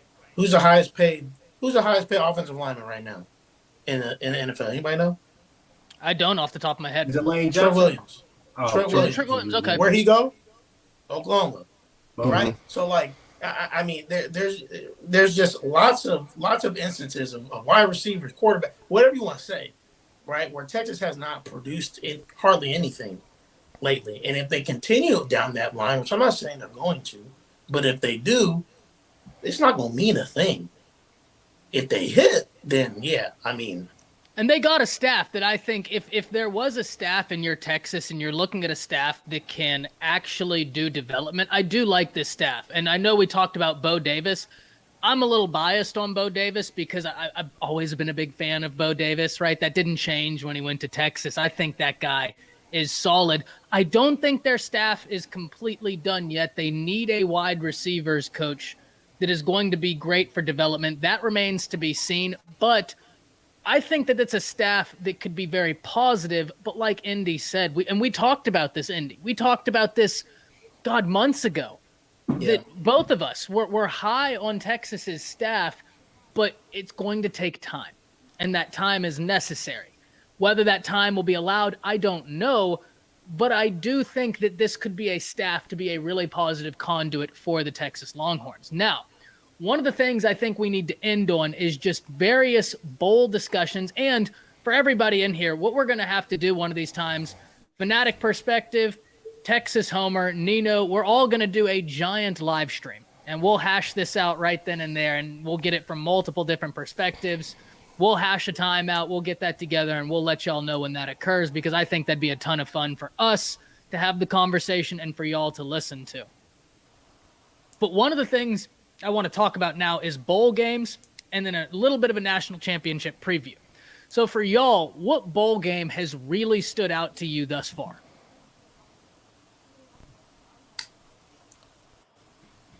Oh, okay. Go ahead. Okay. No, I'll say Utah versus Ohio State. That was the one bowl game that I was looking forward to. Wow. That was a hell of a bowl game, and it sucks that Rising got hurt in that game because you never know. If Rising would have been healthy, who knows? Utah possibly could have pulled that one off. But, I mean, Jackson Smith and Jigba was absolutely incredible, and I think that just goes to show you just the amount of talent and the depth that Ohio State has. And it's crazy to think that Jamison Williams was the fourth-string receiver on that roster with 3 potential first-round picks. That is just absolutely incredible. But I think again, I was impressed with Utah because again, a lot of people counted them out. A lot of people thought that they weren't going to compete in this game, that Ohio State was simply going to blow them out. And then what we saw from Utah is that they can compete. And that's a young roster. I think a lot of people don't know that that's a really young roster, that they're going to return a lot of players back. Cal Whittingham is one of the best coaches in all of college football. And I think that if you look at the Pac-12 right now, Lincoln Riley's not going to turn the ship. He's not going to turn the ship around immediately at USC. He's going to take us some time. It's the Pac-12. It's going to take us some time, man. It's going to take us some time for him to turn that ship around. Look, they don't have any talent. They barely have any talent over at USC. I think maybe Arizona or UCLA has a lot of upside, a lot of big time players with guys like Zach Charbonnet on that roster that I think that could definitely compete. But I was really impressed with Utah for their first Rose Bowl against a big time opponent like Ohio State to be up by 2 scores to control a majority of that game up until I think around late in the third quarter. And for the most part, again, I think it just goes to show you just the talent of Ohio State and why they're going to be a playoff contender for a very long time. Yeah, I was gonna agree. The Rose Bowl was just phenomenal. It was phenomenal, and I think that's the second best Rose Bowl I've ever seen, besides the unfortunate Rose Bowl I hate to talk about in 2018, the double overtime with OU and Georgia. But that's a classic. That is a classic game. Wow. Yeah, I can't watch it. Lincoln Riley cost you that game. I can't either. I can't to this day. But no, for real, like, I mean, Ohio State's wide receiver room is stupid. Dumb. I mean, it's stupid, right? Like, you have Olave and Wilson going in the draft. Then you got Jackson Smith and Jigba just doing what he wants, right? Like, I had somebody tell me, they're like, man, like, I don't know why Utah kept going, man. They was getting torched, but I was like, even if they went zone, what are you gonna do? Even if they went zone, he just found a soft spot. And CJ Stroud hit him. He was killing them. And then you have Marvin Harrison Jr., who I'm a lifelong Colts fan, right? I was a season ticket over for 10 years up here. I went to the Colts game yesterday. Unfortunately, they lost. But I wore my Marvin Harrison jersey in a shout out to the young man that, I mean, oh my word, like, the way that third touchdown he had, he broke that man down. Like, it was terrible. Then they still have Julian Fleming, number 1 in 2020. And then they still have Emeka Egbuka, number 1 in 2021. Oh, wow. Like, it was nuts. I will agree with Renee. I think Oklahoma State does just. Stop putting his stuff up there. I led my friend wrong. I told him, I said, look, Spencer Sanders has a penchant to make occasional throws like Patrick Mahomes, but he also can throw interceptions like Nathan Peterman. So I was like, I would not bet my money on Oklahoma State. I think Notre Dame, like, Oklahoma State's defense is good, but I said I think Notre Dame is going to get it done more often than not. And Spencer Sanders went out there and had the best game of his entire career. It wasn't diddly squat. All that happened was Marcus Freeman did not make any second half adjustments. He said, we're good doing what we need to do. He had those slow ass linebackers trying to blitz him, and they couldn't recover. Nobody, once he got in the second level, he was just going, he was gashing them. I'm like, my God, please, somebody knock the living nail out of this kid. Just can't finish the job. That's Notre Dame, though. Notre Dame is still, because like I said, going into the game, all 3 quarterbacks that have played for Notre Dame this year are collectively, they're just as bad as Spencer Sanders is all by his lonesome. If you ask me what game that I would say the bowl game, I would say Iowa State versus Clemson. You know how I feel about Brock Purdy, Ty. You know how I feel about Brock Purdy. The 2 turnovers that he had to end the game were possibly they were the most Brock Purdy-est things that could ever happen in a game. I mean, I don't really know how else to describe that. I mean, Poor guy. I thought it was the offensive lineman who tipped the ball, but when I saw it was him, I was like, oh, that makes sense. That makes sense. Then when he took off running, he tried to switch hands. I was like, what do you do? Just slide, right? Just slide. The clock stops. What are we doing? The fact that man can come back for a 6th year, that gives me really good dreams. And if you want to see what kind of dreams those gives me, I'll tell you off record. But still, I'm just like, when is this Brock Purdy stuff going to stop? Between him and Bo Nix, I'm just like, my God, bro. Like, I will be so glad when college football is done with the Bo Nix experiment and the Brock Purdy experience. It is just, it's boring. Yeah, I knew whenever Breece Hall was out of that game, I'm like, man, it's going to be tough for Iowa State in that game. But in all jokes aside, I will say the game that kind of stood out to me that I think sent a message to some people, and I don't know if you guys feel the same way, Arkansas against Penn State. A lot of people sleeping on that performance. I mean, you beat them by what, 14, 13 points or so? I like that. That's a big win for a program like Arkansas. Arkansas hasn't done something like that in a while. So to come up short against Bama, You took an L to Georgia, but to end and you beat the hell out of Texas. Let's not forget that. But to go through a season like they did, where it was highs and there was a little bit of a couple of lows, and to finish like they did, they finished strong, and I think they're returning a lot, to be honest with you, on both sides of the ball. So that'd be a team that I'd be looking out for next year, because they're just going to be as physical, if not the same type of physical that they were this year. They're going to be more physical, and it's going to be beautiful football if they can get a passing game. If KJ Jefferson can actually be consistent passing the ball. So for me, I was going to say the Arkansas game, and the other one, I actually was impressed. I mean, Chris, you're not wrong. Notre Dame is Notre Dame. We know what they do, but at the same time, I actually really did think that Oklahoma State, I mean, they were impressive. To Indy's point, you never know what Spencer Sanders you're going to get. There will be a play where he makes a throw and your jaw hits the ground. And then 3 plays later, he couldn't make a throw that was much simpler. He's one of those guys that he's either real high or real low, and there really isn't a lot of consistency, but goodness gracious, if he can get that consistency down, that's a dangerous quarterback. Steve makes a great point right here. Purdue and Tennessee was the drunkest bowl game.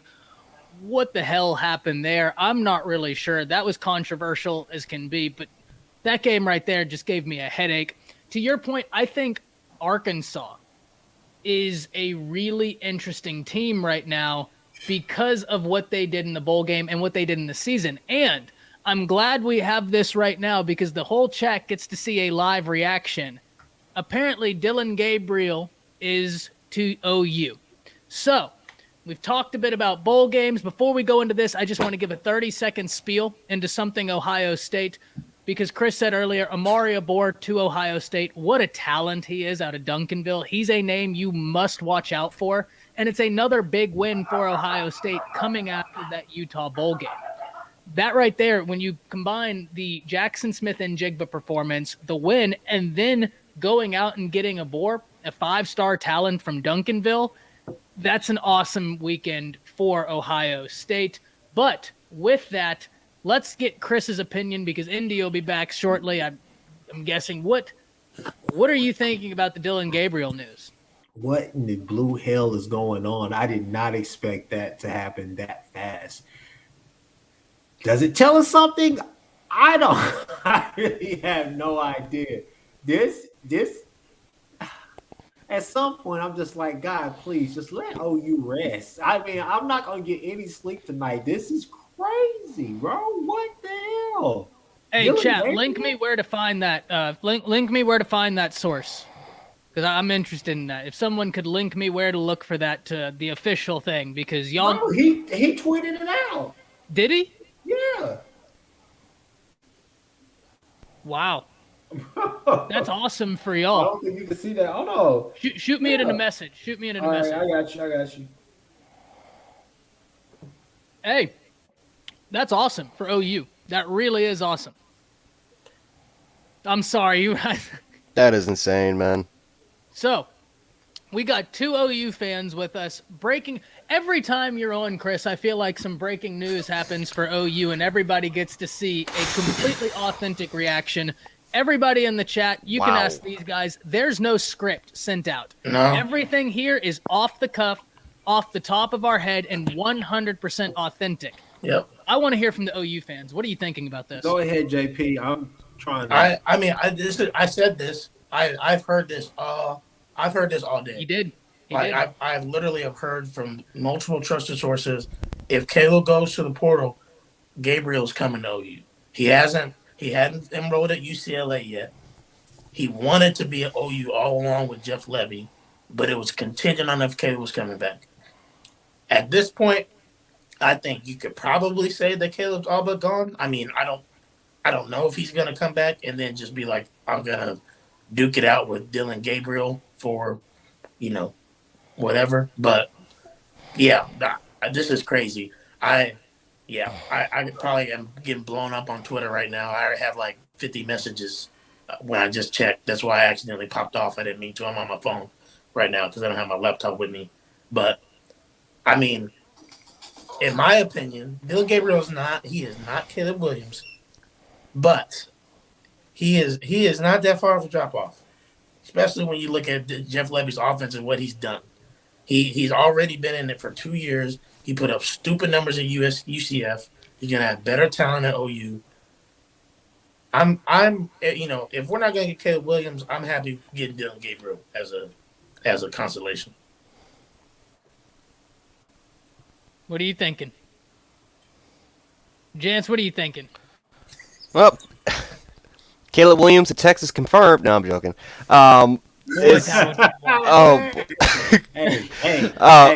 Hey, nobody said anything about your Bills today, so you need to go ahead and keep being. We won. We won the game. Yeah. I'm happy despite Josh Allen's 3 consecutive interceptions. But no, I just, oh boy, this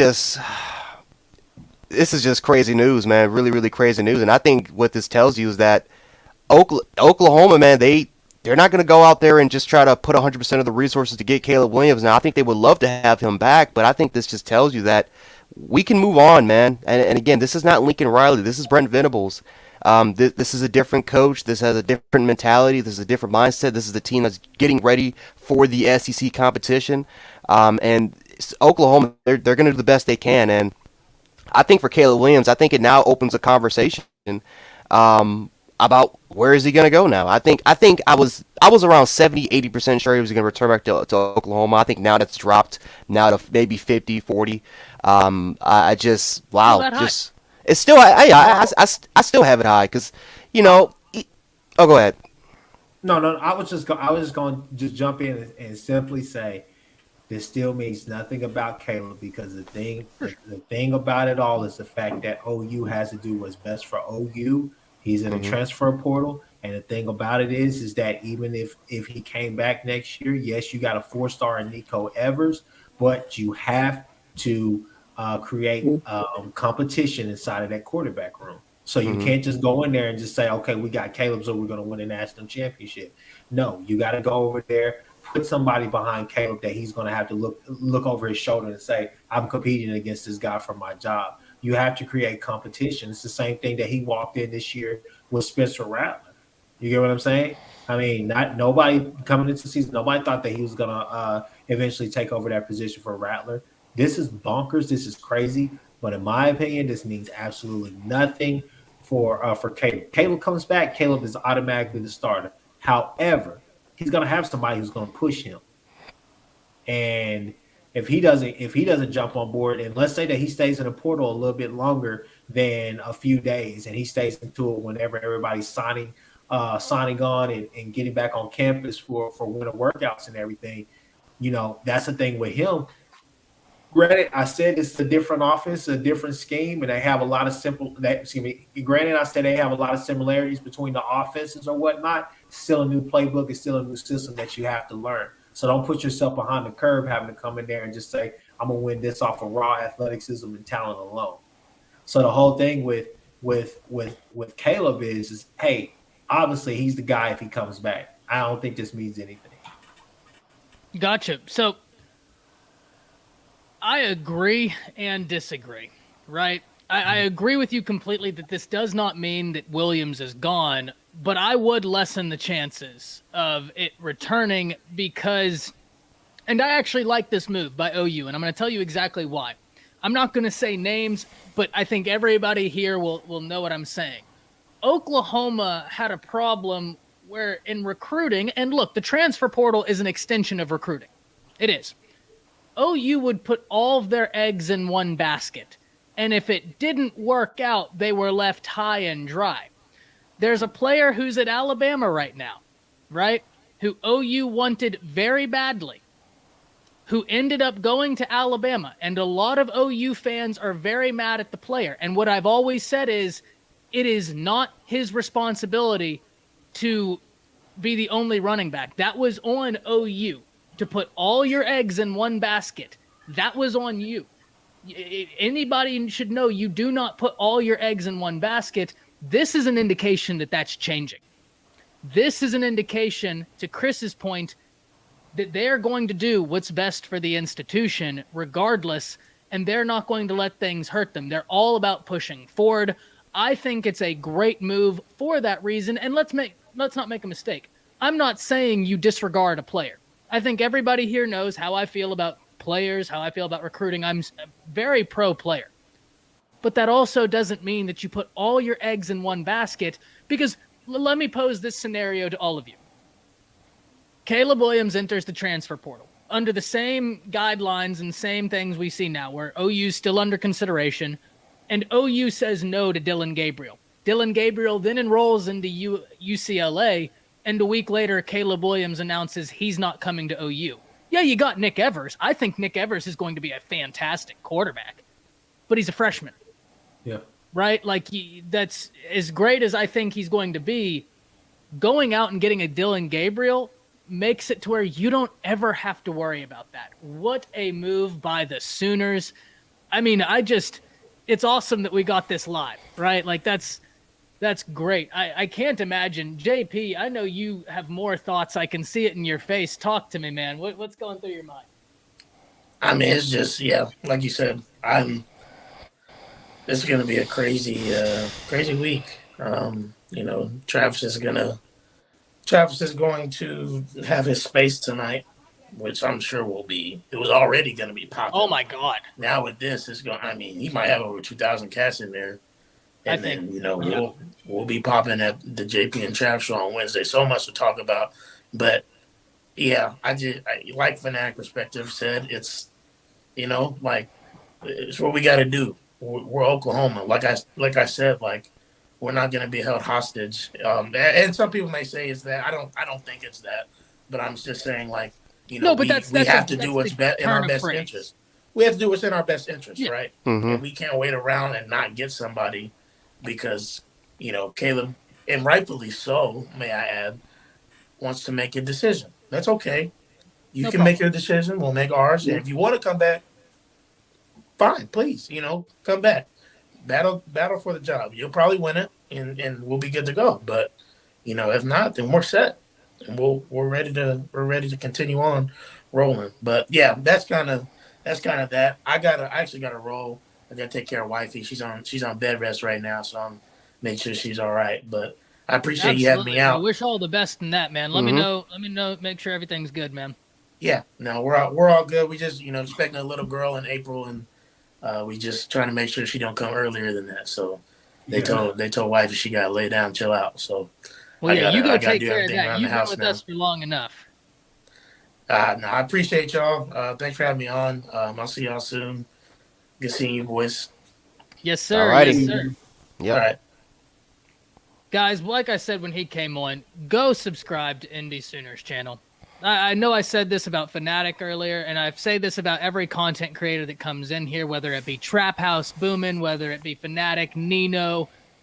The content creators that we are working with right now, we're really onto something that could be big, right? I mean, we got a lot of just genuine dudes in the sphere right now, and it's just a great time to be a fan of the sport and to be a content creator because I get the opportunity to work with guys such as Jance, such as Chris, the prospect to work with Texas Homer, Fanatic, Nino, JP. I mean, it really is awesome to be a content creator right now. But the last thing I want to end this on, because we could talk for days about this, and for everybody in here, that Dylan Gabriel video, I'll be putting that out tomorrow morning.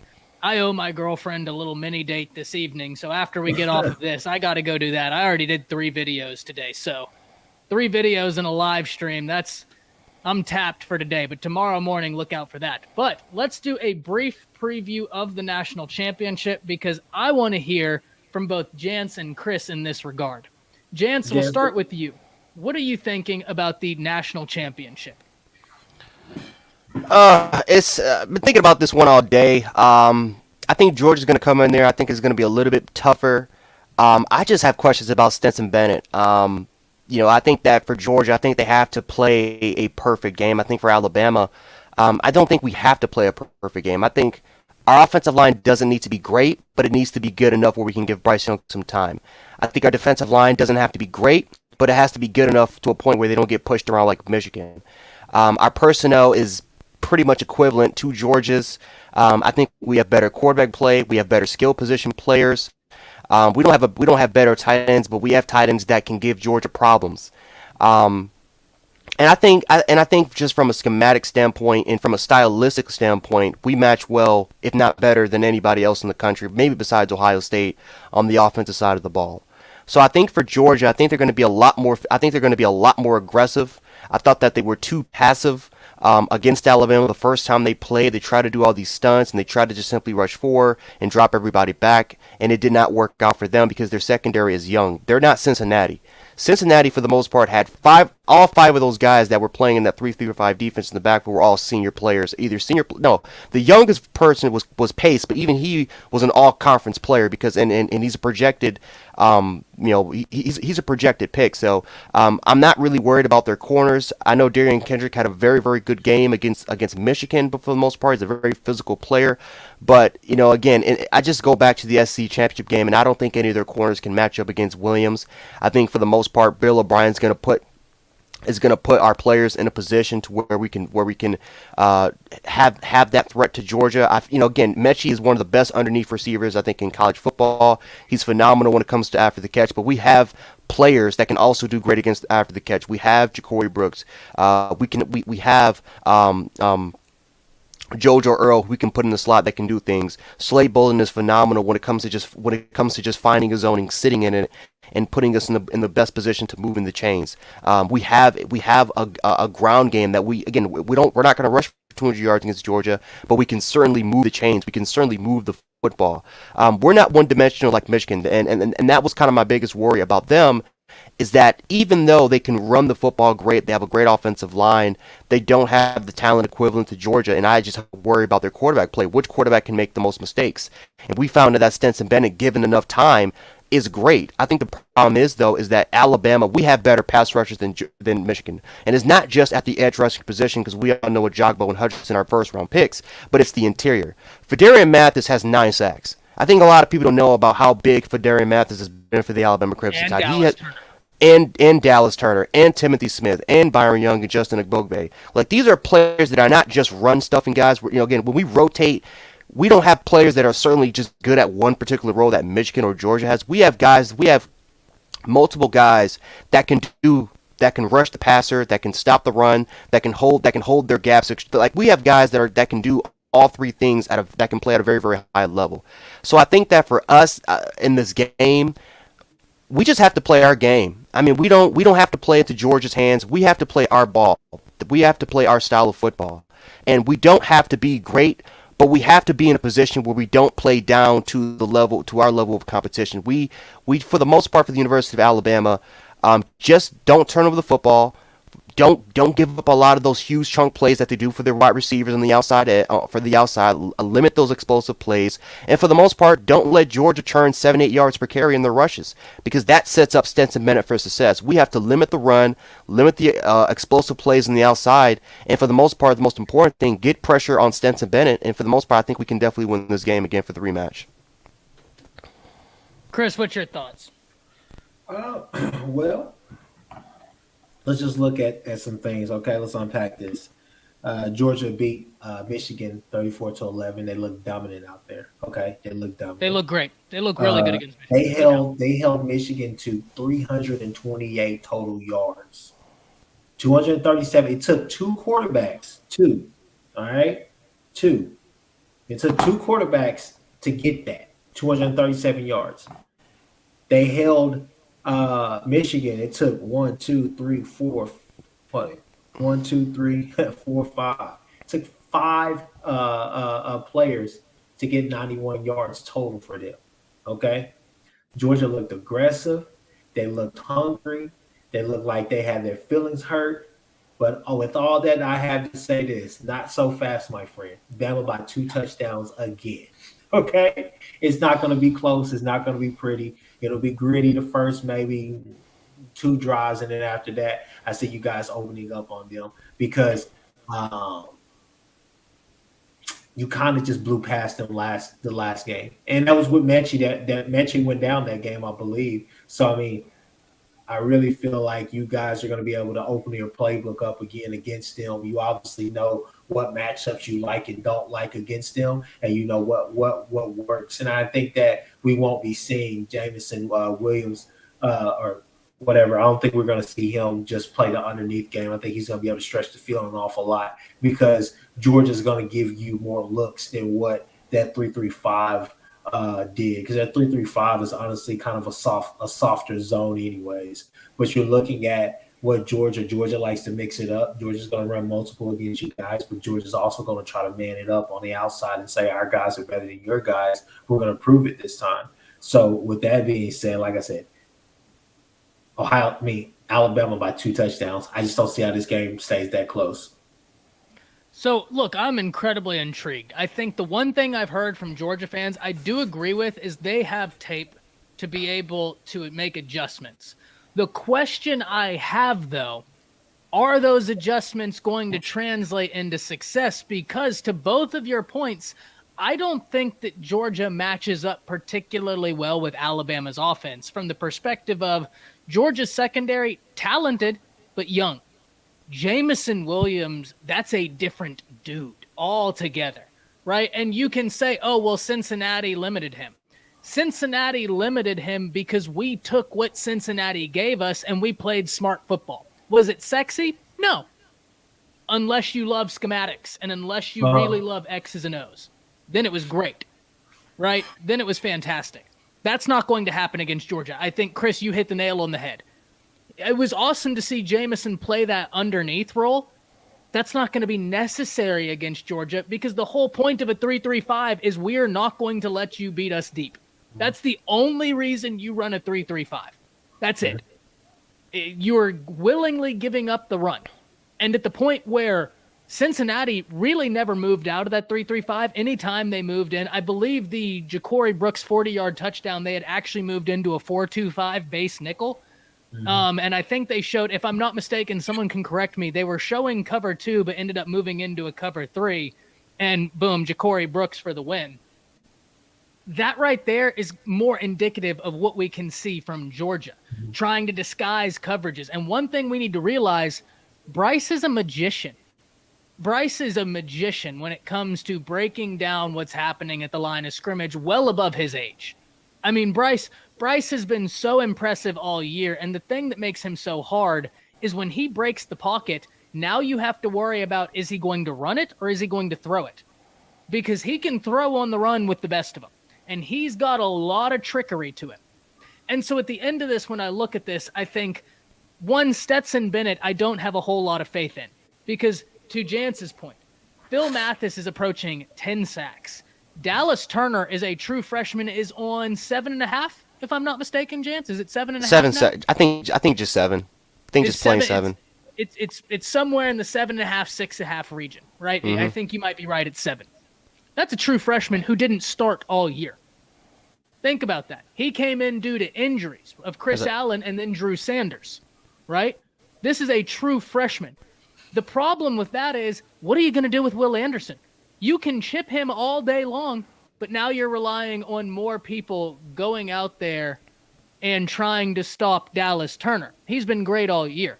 So you really can't draw all of your attention to Will Anderson because Alabama has other ways to get to the quarterback, not mentioning Will Anderson. And we got to talk about Will Anderson because my, oh my, trying to stop him just doesn't seem like it's a feasible thing at this point. He's too hungry, too talented, too fast, too strong. So when we look at all of that, I don't think Georgia matches up particularly well. I don't trust Stetson Bennett. And then if we're looking at Georgia being able to run the football, that's actually what Alabama has been sensational at all year, is stopping the run, absent the Florida game. Absent the Florida game, that was a bit of a different situation. But Georgia doesn't have the mobile quarterback to be able to utilize some of the things that Florida did to get Alabama off balance. So when I look at it, what if you were Georgia, what would you have to do? Jance, you said bring more pressure. That's got to be it. But then aren't you opening yourself up to a secondary that has less experience, to a Jameson Williams, a JoJo Earl? Like, at that point, aren't you opening yourself up to a whole lot? I think that's the biggest problem, is that when you do that, you free up our players. Again, there's no Ahmad Gardner on that team. There's no Kobe Bryant on that team. There's no pace on that team. So I think that, but at the same time, it's like if you try to rush four, there is no Menai Sanders on that Georgia team. Now they got a lot of good players, a lot of fast players. There's no Sanders on that team. Your best hope is that you can put pressure in the interior to really kind of force Bryce Young out and to try to really kind of scramble where these Georgia defenders like a Nolan Smith or Robert Beal could be in the right positions to get after the quarterback. I think that's your only way if you're simply going to rush forward. Jordan Davis. Oh, exactly. We will hit tempo to tire out Jordan Davis and make him a non-factor. As much as you didn't see it against Cincy, if you go back and watch coaching clinics with Bill O'Brien, he preaches tempo. Mm-hmm. He always preaches tempo. He only had 19 snaps that game. I mean, Jordan Davis averages 36 snaps per game. He played 19 snaps that game, and he was even tired for that. And not to mention that, again, Jalen Carter we did not give Georgia the time to rotate their players. Jalen Carter played the fewest amount of snaps that were there as well. So we're not going to give Georgia that opportunity. We're not going to give Georgia that chance to rotate their players. Devontae Wyatt, I think, is probably the best defensive lineman on that entire team that I think can give Alabama problems in the interior. But Seth McLaughlin, again, did a phenomenal job in that SEC championship game of even limiting a guy like Jordan Davis who was even in the game. But Seth McLaughlin was an issue.